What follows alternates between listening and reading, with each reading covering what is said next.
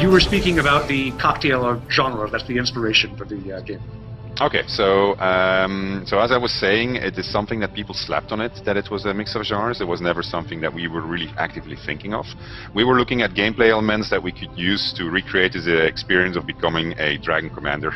And so we figured out, well, if you would be running your ship, it would be more or less like you would be Captain Kirk on the Star Trek Enterprise. So you would have your bridge on which you would be. You would have to make decisions about things which affect the lives of everybody, but also about things that affect your personal life. So that's how we came up with the RPG part. You would have to make political, diplomatic, social, economical, and so forth decisions. And then obviously also military decisions. How do you make military decisions? Well, you need a strategy map, right? So say, what are we going to attack? What are we going to build? What technology are we going to research? So that's where that comes from. And then obviously there would be actual battle, which means that you have to get into the action. And what better way than to do that in an RTS mode?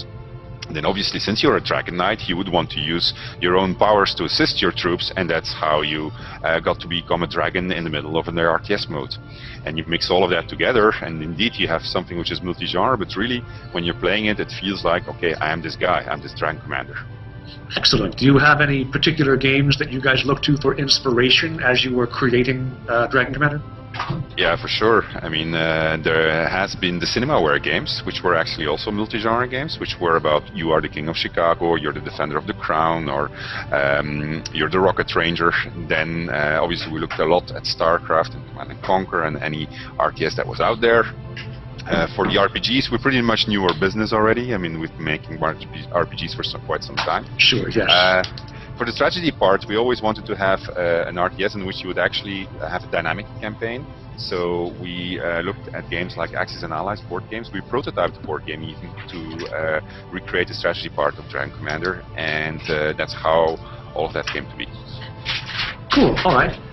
Well, we have one of our forum users had asked, you guys in Divinity and Divinity 2 had a certain humorous flair in the game. They want to know if that continues in Dragon Commander, if you have some irreverent moments.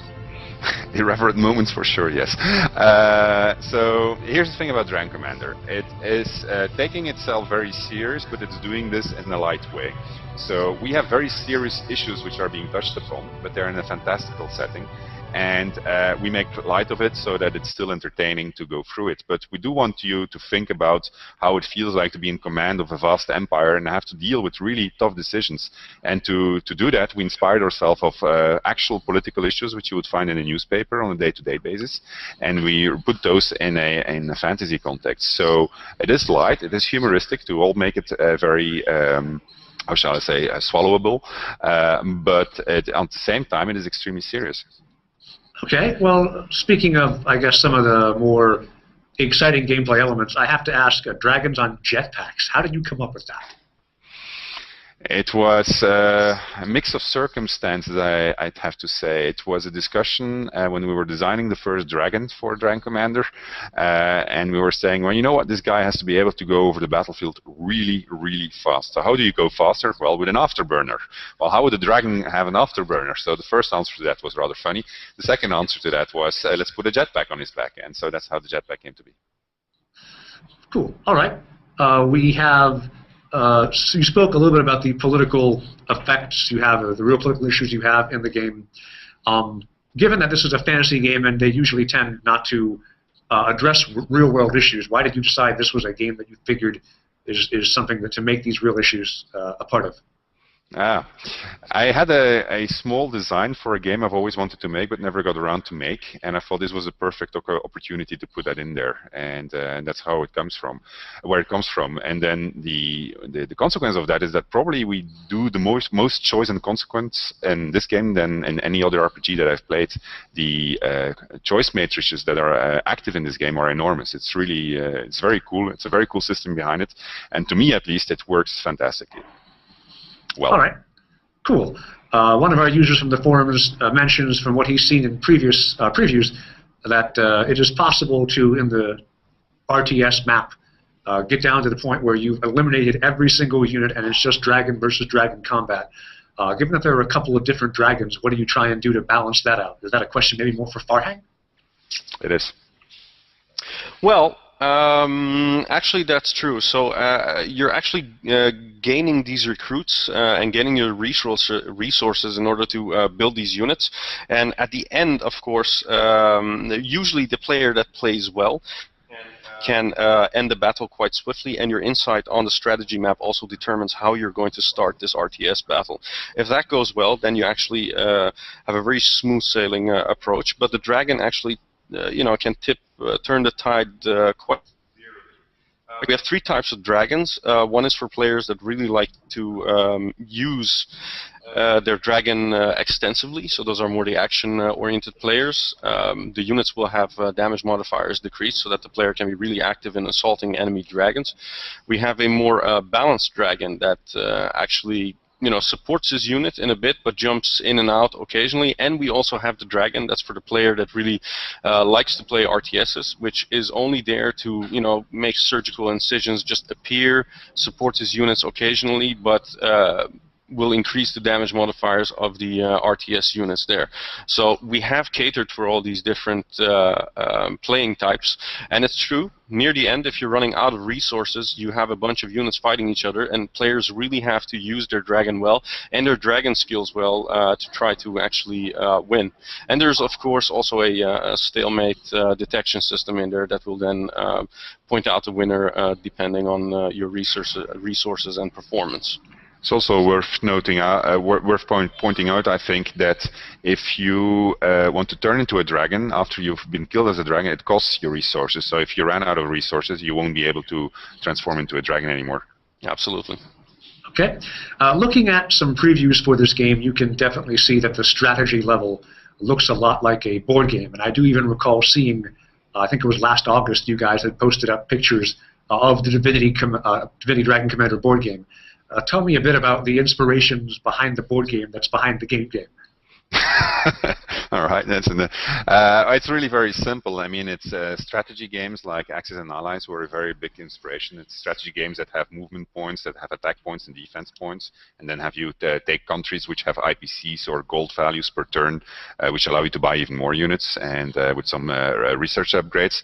We mixed in a bit of Magic the Gathering there, because card gameplay does add a lot to the tactical opportunities when doing battle. It makes for a lot of I want to kill you moments when you're playing it with friends.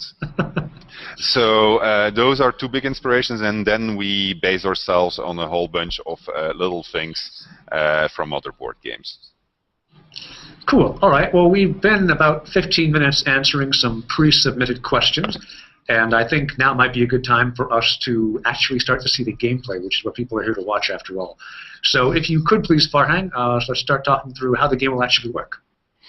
All right, will do. So let's switch the screen to some in-game footage, and I'll raise the audio level. Let's see, this should be okay. So I'll give you a short background of the story of Dragon Commander first. So the game takes place many years before all the other games. The player is actually a bastard son of an emperor, and he's a dragon knight. So this emperor was actually a pretty vile character, and he's deceased, and actually your brothers and sisters are fighting over dominance for Rivellon. And Maxus, the dragon mage, which is the fellow you're seeing here, actually comes to you and says, well, you're a bastard son, but the blood of the king runs through you, and you're the purest of all these people, and we really need you to reclaim the lands of Rivellon and set them free again. So at this point in the game, we're a couple of turns away. So a game cycle in Dragon Commander takes place in 3 different phases. So first of all, you'll be on your ship, which is the Raven. You'll talk to characters on the ship. You'll do talking to your generals. You'll be talking to your princesses, all kinds of things. You'll be upgrading your units. After you do that, you enter the strategy map. And in the strategy map, you select which countries you're going to attack, units that you're going to buy, so that's the board game part. And once you get into conflict, that's when you go into the RTS, and you can fight out the RTS and shapeshift and materialize as a dragon to support your units in-game. Once that's done, back to your Mothership. So that's one complete turn. It's Mothership, strategy map, combat. So anyway, we're going to move in here, and this is somewhere in the middle of the game, where you normally start the game with a bunch of units. a bunch of people on board. So you start with very few people, and as the turns progress, you get more and more guys on board, because you're nobody at first. And when you start gathering your generals and princesses and counselors, you become a more important person. So here we are, somewhere after the 5th, 6th turn, where Max is actually giving us a heads up. He's saying, like, it's about time that you actually should get married. And he's saying next turn there'll be princesses on board, and you'll have to pick one. It's not concerning anything that has to do with love or anything romantic, but you need to do this for political reasons. The turns in Dragon Commander are actually mostly a system. Just like in Civilization, things actually happen, and only the scripted turns are in the beginning and near the end, and occasionally when there are story events. The rest of it is just a gigantic pool of situations for your generals and counselors that the game draws these things from. And this actually creates an interesting vibe, because every time you play the campaign, it's slightly different. So here we have the war room. We just spoke to Maxos. Of course, all the characters in the game will be fully voice recorded. So the situation you just saw. Usually, I did the voice acting of all these characters, but we recently got all the voices back from the UK after the recordings. So very soon you'll have full facial capture and motion capture, and also voice dialogue. So don't worry about that. It's still work in production. So what else do we have on the Raven? We're going to go over to the throne room, where we have our counselors. Now, I'm going to step back here and tell you guys about this. So we have very topical questions in Dragon Commander, because, as Sven said, it's an interesting idea, but it also really evokes a lot of emotion. So we have very things that people really recognize from the past couple of years, and we went through a lot of election campaigns to actually pick out the sensitive issues, so that people have this strong relation with them. And again, these turns are pretty much generated, so I have no idea what question is going to pop up here, so we're going to talk to these guys to see what's going on. Also, from left to right, all these all these counselors represent the different races in your empire, and they're all kind of stereotypical characters of mainstream political parties that we know from our actual world. We have the undead, which is a which is a religious fundamentalist. We have the elves, which is more the left side, a very left liberal character. We have the dwarf, which is a right-wing, more conservative character, and we have our lizards, which are liberals, very liberal characters. So, and we also have our imps, which are pretty much pretty crazy guys, and they're very much into science and technology, and they'll do anything to actually progress technological and educational things. They don't really have any ethical or moral boundaries. So if you talk to these guys, we'll see what kind of questions they're popping up. So if you talk to the lizard killer, there's a situation going on here. Apparently there's a great lizard artist, Delagecko, who has made a sculpture which is critical of the government. And he's a pacifist, and he doesn't really like war. So the thing is it a reason to ban this exposition? And Yorick, our undead counselor, is absolutely against any criticism on the government. And basically they're asking us, is it okay if art criticizes the government? Now, there's these different characters here that have their opinions. The undead, for instance, says, well, when one is critical of the emperor, one is critical of the gods. So it's clearly against this. But the elf, on the other hand, says, well, of course there are people in the kingdom who eye our politics with disapproval, but it keeps us on our toes. It's a kind of natural thing, so why should we actually ban it? The imp, on the other hand, says, well, aren't we all free to express ourselves? What's going on here? So we can actually, we can actually go for banning this art, or we can accept it. So it's all up to the people at home. So Trevor? Yes, indeed. If you're watching this and you'd like to cast a vote either for or against, either in the chat on Twitch TV if you're on the chat, or else on Twitter, say either on Twitter, say us either ban or allow with hashtag Dragon Commander. And on the chat window there, of course, just say either ban or allow. We'll see what the vote ends up to be. Right now, it looks pretty bad for this artist, though. I'll tell you what, most of the people are saying ban. Okay. So in the meantime, there come the counter votes. Oh, it's quite. In the meantime, we're going to go over to the bar where we can actually meet our generals, so you guys can get an idea of what else is going on board. No ship would be complete without a bar. In the bar, we have our various different characters. These guys are generals. It's also important to note.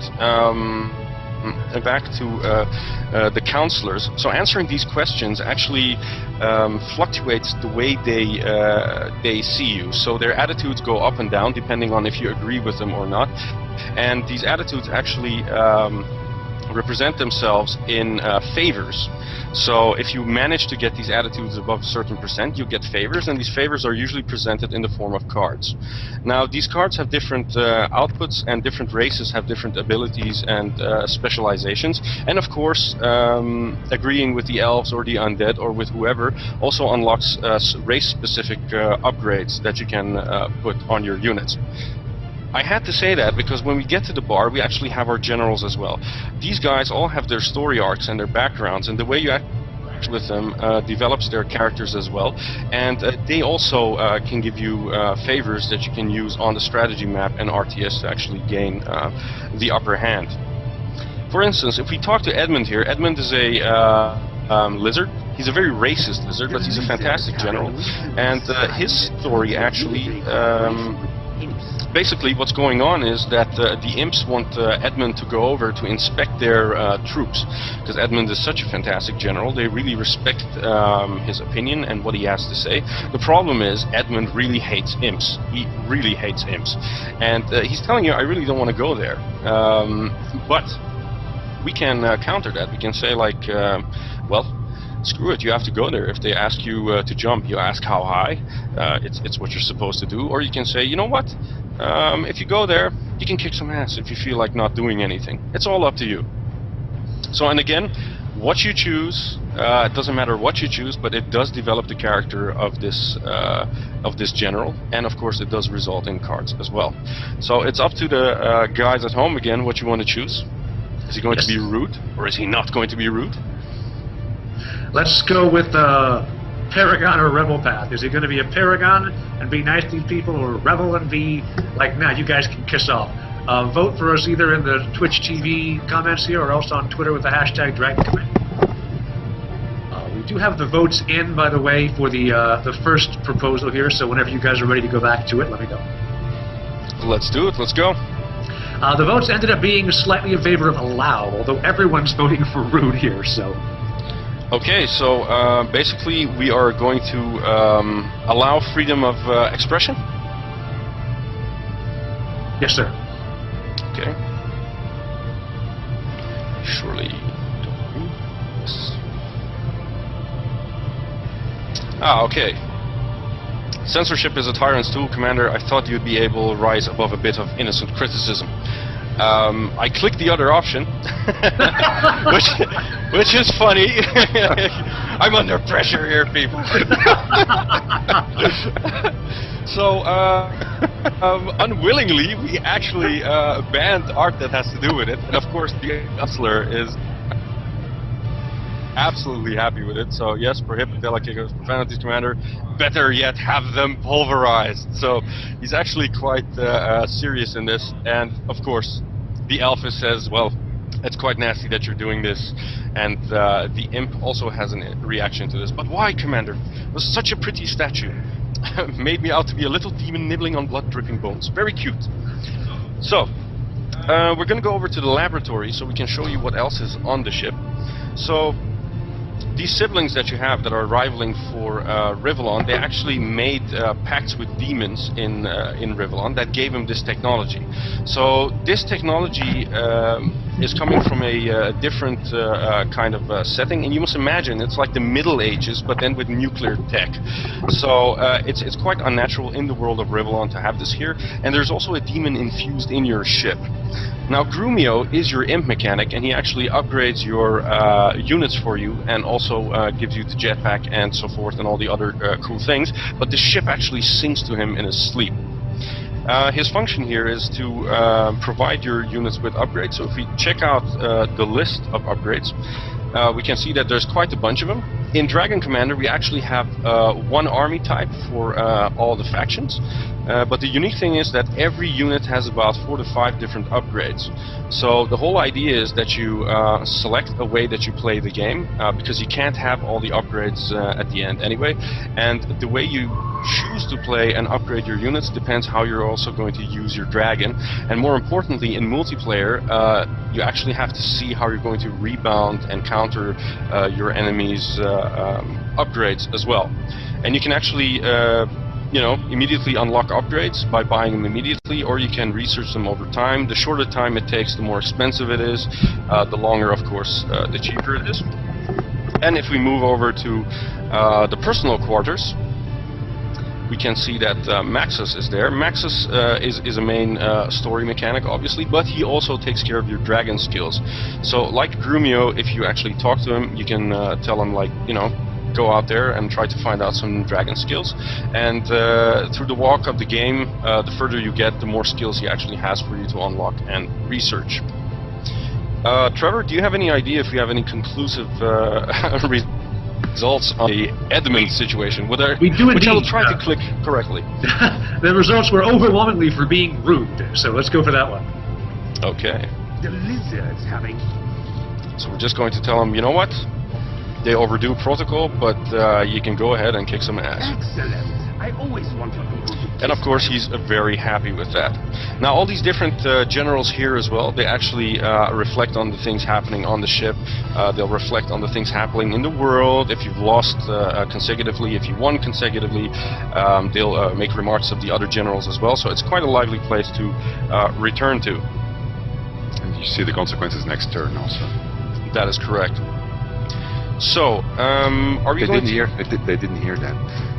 Oh, they didn't hear it? Really? Okay. So, are we going to move over to explaining you the strategy map?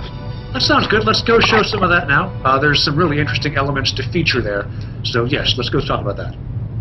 So we're just going to set up the multiplayer in order to show you how the combat progresses and the strategy map as well. All right, in the meantime, there's a couple of questions I can send over to you here, Sven, if you'd like, while we're... Yeah, go ahead. I just wanted to add, it's what I was trying to say, Faring. So in the next turn, you will see the consequences of the choice that you made with Edmund or the Lizard General. So each turn, you see the consequences of each choice that you made in the previous turn. Yes, when you're doing these things for various factions, like, for example, what we just did, you clearly made the lizard people probably kind of happy by favoring the general, and you upset the elves by saying censors, we're going to censor things here because we clicked poorly. What sort of effect does that have actually in-game when you do this kind of thing? So the game tracks what factions are thinking of you, and there is actually media in the game also. It's called Revellant Times. It's like a very popular tabloid, and through that you can actually see what people are thinking of you. So if you are going to really upset the elves all the time, you might actually gain favor with the dwarves, and eventually the dwarves are going to start making propositions to you, and they say, well, clearly you favor the dwarves, and we are going to... I'm not going to say because I don't want to do any spoilers, but you enter what we call a faction arc. So faction arcs are things that you can only gain access to if you gain really a lot of favor by certain factions. And almost by definition, it means that you are going to get in trouble with other factions if you get too far on the faction arc. And so each faction arc has what we know call a golden goal, a silver goal, a bronze goal, and they hate your guts goal. So you can be like really popular with the, let's continue with the elves, and really hated by the dwarves, but then you're going to get the favors from the elves, which are different from the favors that you get from the dwarves or the undead. You can also try to be diplomatic about it and compromise so that everybody's happy, but then you'll never get to the really good stuff from the factions because they'll call you a great politician who doesn't have any vision. So it's tough sometimes.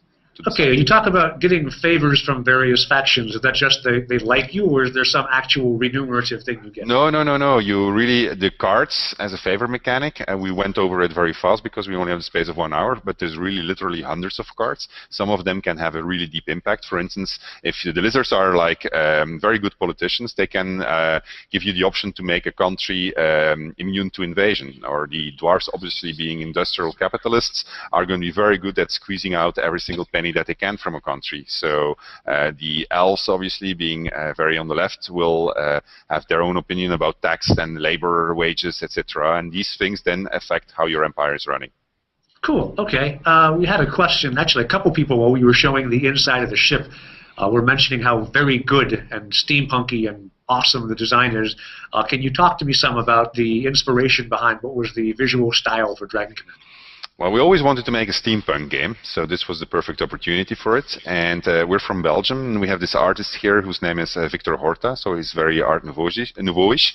And so we started getting inspired by that, and we used various elements from there. Obviously, if you want to have the in-depth, detailed art background, you would have to have one of our artists present here to give you the backgrounds. Sure, that's cool, though. Okay.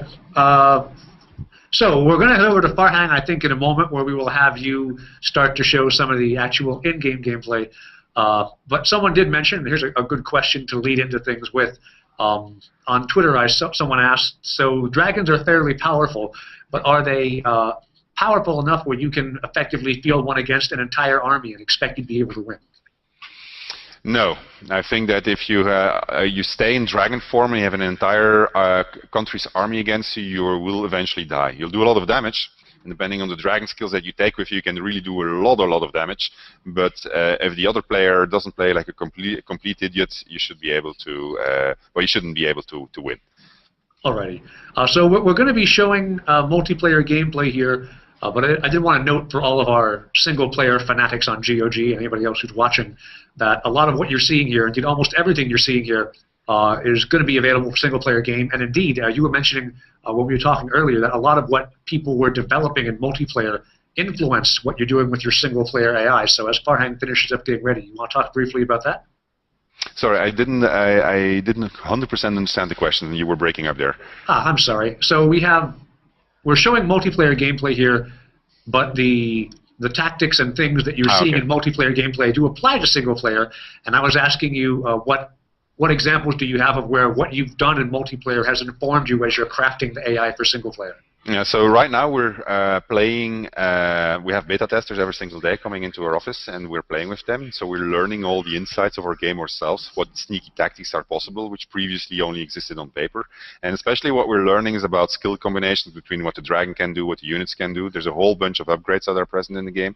So we are learning about, let's say, you put a Zeppelin on top of a Devastator, which is kind of a artillery unit, and that increases its range tremendously. So then when it goes into siege mode, its range is even increased more. You put some grenadiers, which is like a bazooka unit, next to those, and then you suddenly have like this entire barrage of the equivalent of rockets flying at you through, which is almost impenetrable unless you find a counter tactic to that. And so these are all things that we're teaching the AI to do against you also. So that should be offer quite a lot of fun. Cool. All right. Are you ready, Farhang? We're absolutely ready. Excellent. Let's see what's going on then. So, this is a strategy map. I'm the green guy, so the green bordering countries are mine. In this case, I have one country. That country has a capital.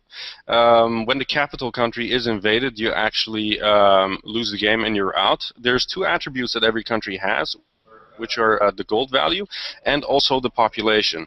So the gold value is quite important because the more countries you own per turn, the more gold revenue you'll get every turn. And the population is used as a resource in the RTS gameplay. So the entire population is shared by everyone playing the game, but the recruitment centers actually drain recruits from the population, which has an interesting mechanic because at a certain moment the population will finish and people can't build anything anymore. And of course, the cards that you bring with you, for instance, you have cards that can decrease the population. I think I have one somewhere in here. Yeah. So this card actually brings the population of a country down by 35%, which is quite nice because if you can do that, it actually means that your initial army plays a bigger role when you're actually in the RTS combat because there's less resources for the other players to build things. So it's kind of a sneaky way to, you know, pool the statistics towards yourself in case you have a huge army invading a country. Now I'm teamed up together with Octave, our lead QA, and he's a pretty intense StarCraft 2 player, and he's over here on this island and he's going to try to invade Everrealm. As you can see, these countries also have different buildings on them. These buildings have different functions, predominantly to give you cards. And in this case, the first thing I'm going to do is I'm going to try to move my units around to actually capitalize as much as I can and take over as many countries as I can so that I can have a higher gold revenue for the next turn. Units actually have movement points.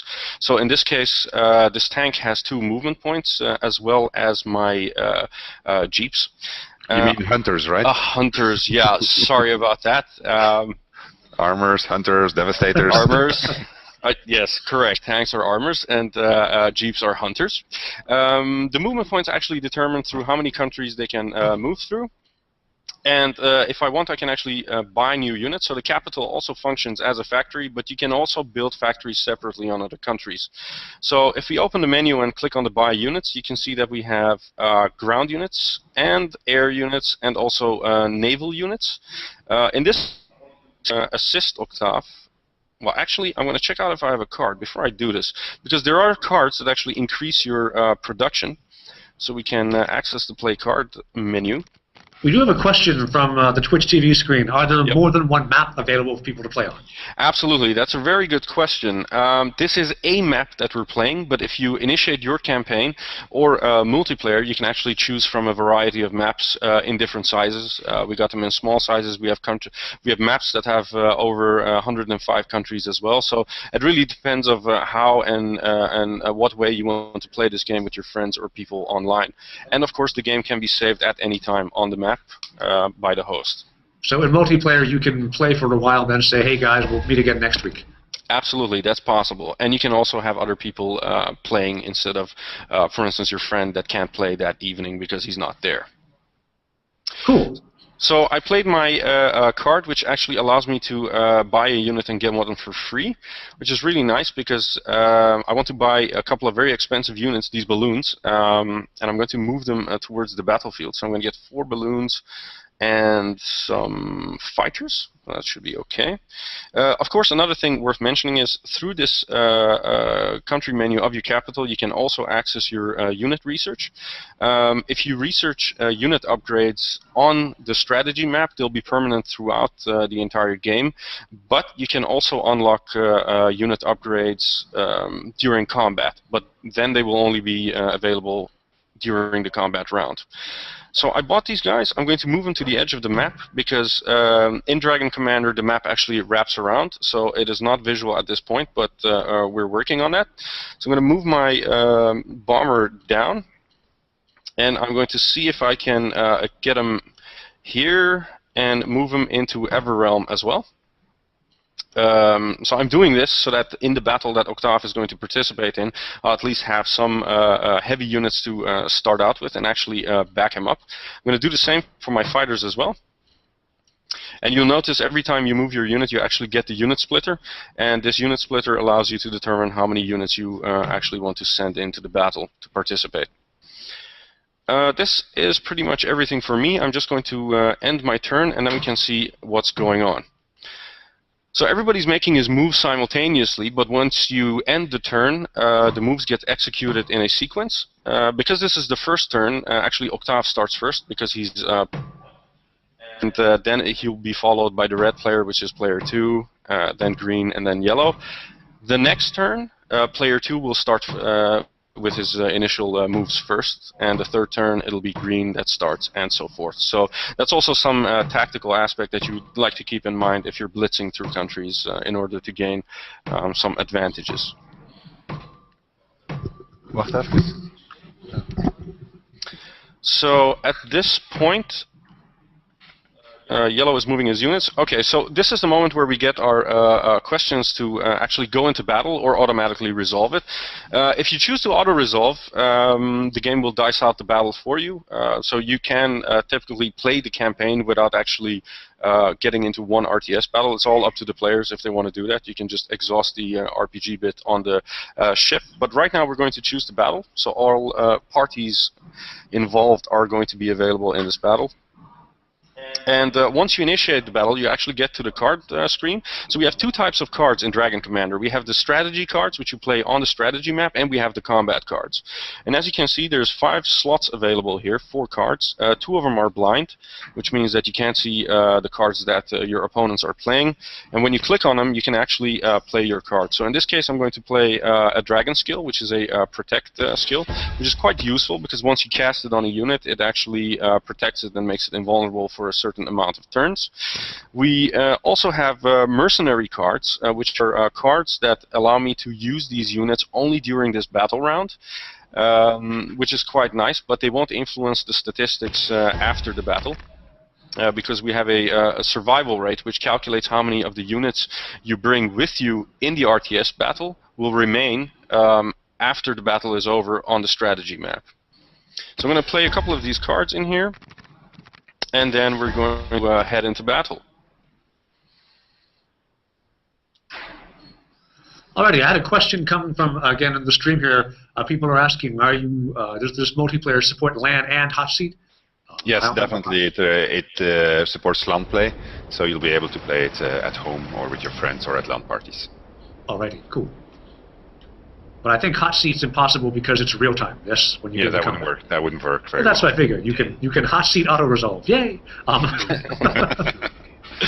So, okay, so we started the combat. This is typically a mixed map, which means that the map actually has land areas as well as sea areas. So these are those initial units that I bought. Octave is the blue team, and he actually has quite some units to begin with. And these are capture points. So these points can only be captured by land units, and you capture them by naturally moving your units close to them. The more units you have, the faster you capture. At the top of the screen, you can see digits next to the gold amount, which actually should be the population, but mind you, it's still a game in development. It says that there's 2,320 population available, and the recruitment center, which is the building here, at this point is drawing 5 population every 3 seconds. Now, the more recruitment centers you actually build, the faster you drain the population, which is quite useful. So you naturally want to get your hands on as much resources as you can. And at this point, I'm just going to build some barracks so that we have those going. And I'm going to be capturing this spot at the water, which can be an airfield or a harbor. And I've got 2 priest units there with 2 devastators, which are artillery class units. I'm going to send them on. The smaller spots are used for turrets. And in the meantime, Octave is getting ready at the center of the map, and he's actually making a barricade here, and he's getting ready to move. I'm going to send in my troops as well, so they can start doing some damage.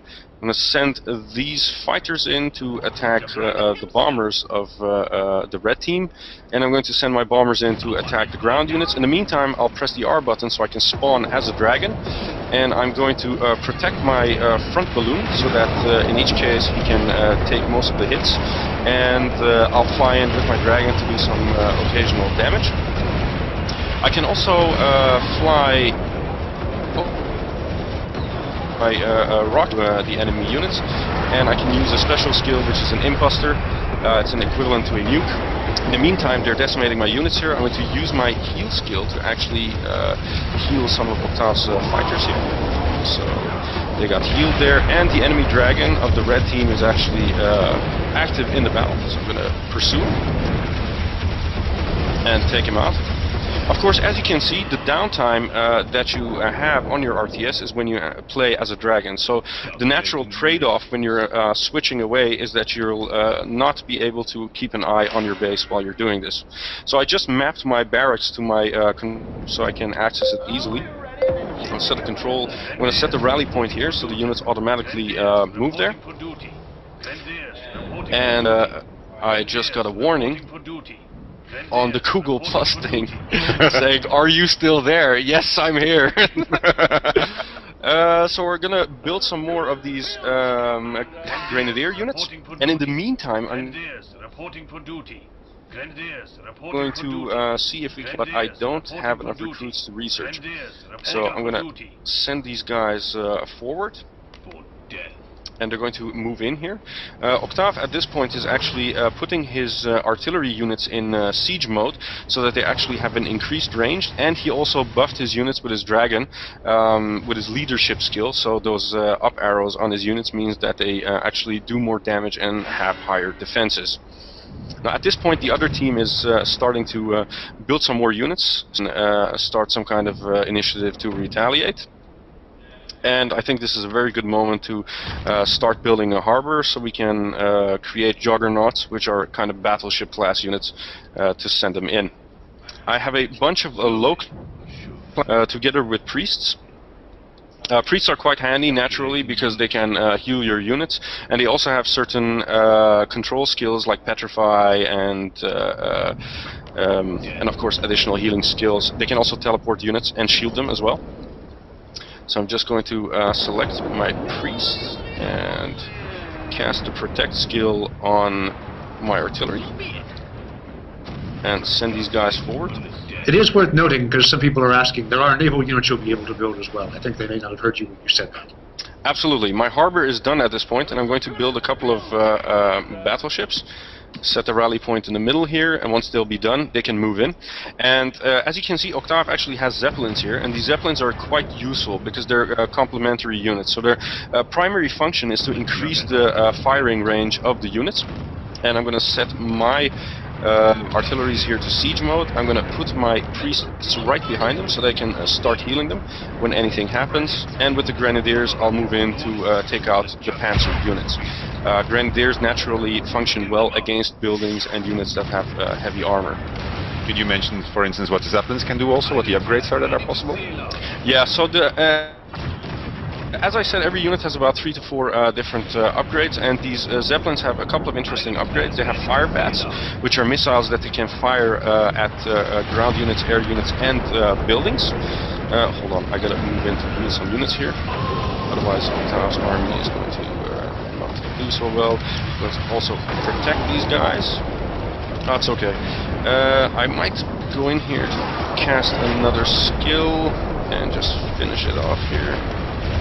Out that artillery, quite some damage, and you also have other skills as well that can shut down the primary function of units. For instance, okay, so this fighter got me because he's an anti-air unit. But as I was saying, the Zeppelin also has another very interesting skill, which is cloak area, which is really cool because it allows the Zeppelin to actually cloak an entire army while it moves forward.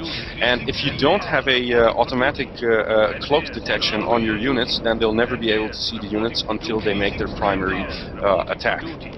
Farhan, are you still there? The message is back again. Yeah, he is still there. But I also, if you could briefly mention, Farhan, obviously you died as a dragon, so what happens in game?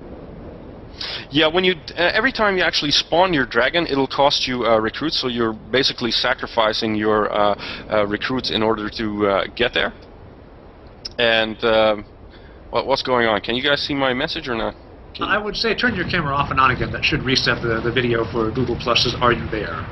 Okay, so let's see, how do we do that? But concerning the dragon, so every time you actually use your dragon, it uses recruits. So basically you're sacrificing population to spawn the dragon, and you can use your dragon at any time, but you have to be near your own units or your allies' units in order to be able to use your dragon. So the only condition for spawning is that you have enough recruits and that you're close to ally units or your own units and buildings. So at this point, Octave is already breaking through. I have my battleships here, which I can launch certain missiles with. So as you can see, they're already attacking them from the sea. I'm going to find them out there. And I'm going to launch one. Clear the way.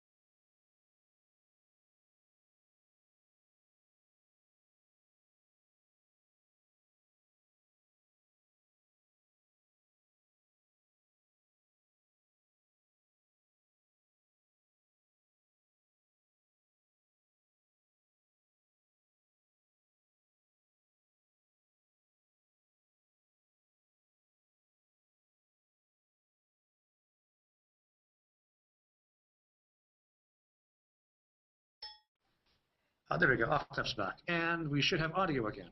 Okay. Alrighty here. So we have audio once again. Hello. Sorry about that, guys. All right. We had one computer we forgot to tell it we were actually still here for. Okay. Alrighty. So that was the you win screen.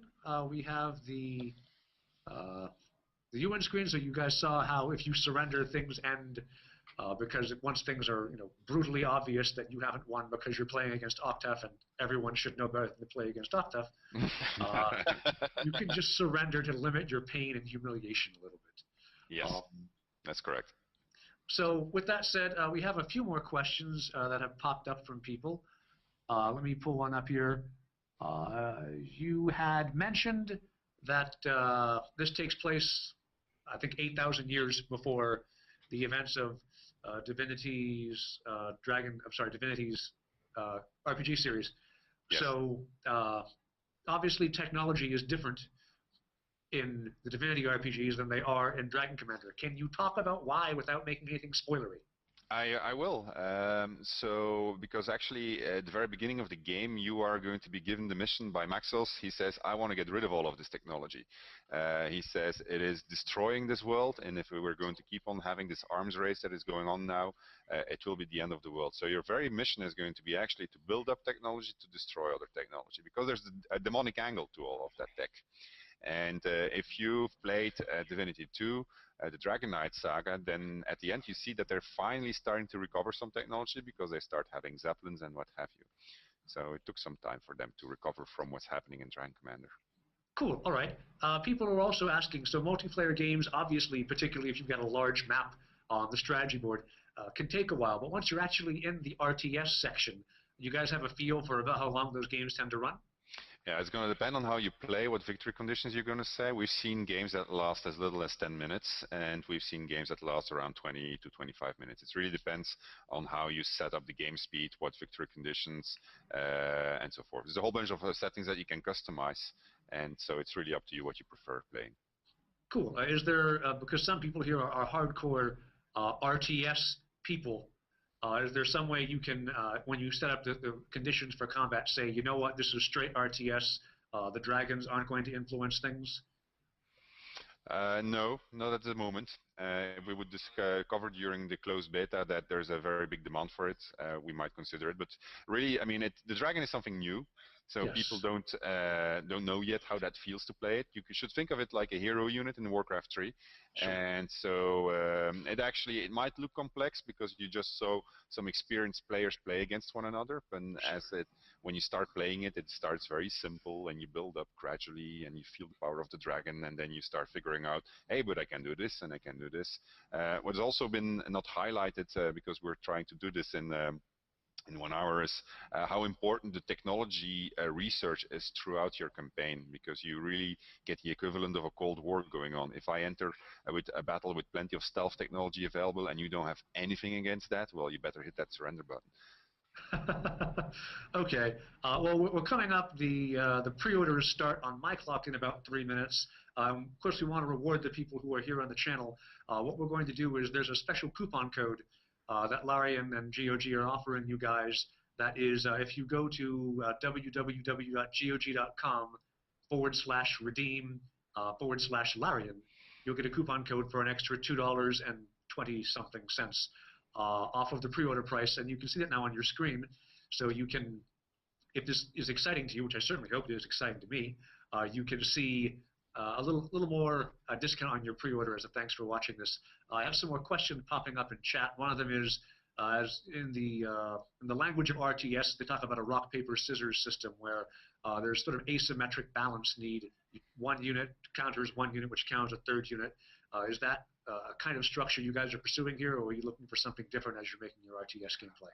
There's definitely a lot of RPS inside of the game, but as I said, the fact that technology is something that is researched and might not necessarily be present in somebody else's hands gives you a different dynamic, which is not necessarily something that you've played before also. So it's when you're playing a campaign against each other, you really can like say, oh no, he has a nuke and I don't have anything against it. I'll just give up. But that's okay because it's just one battle. It's not a war that you've lost, because then you'll go back to your war map and you'll tell your generals, well, the equivalent of your generals, like, we need something against nukes. We need an SDI defense. Otherwise, we're dead. And so if you don't do anything about that, and that's exactly the experience that we're trying to get you of this Dragon Commander gameplay in single player. Okay, so you have, as you've mentioned, a heavy board game inspiration in the strategic map. As we're seeing elements here, the card game, and we're seeing elements in the strategy with you get different units in different areas.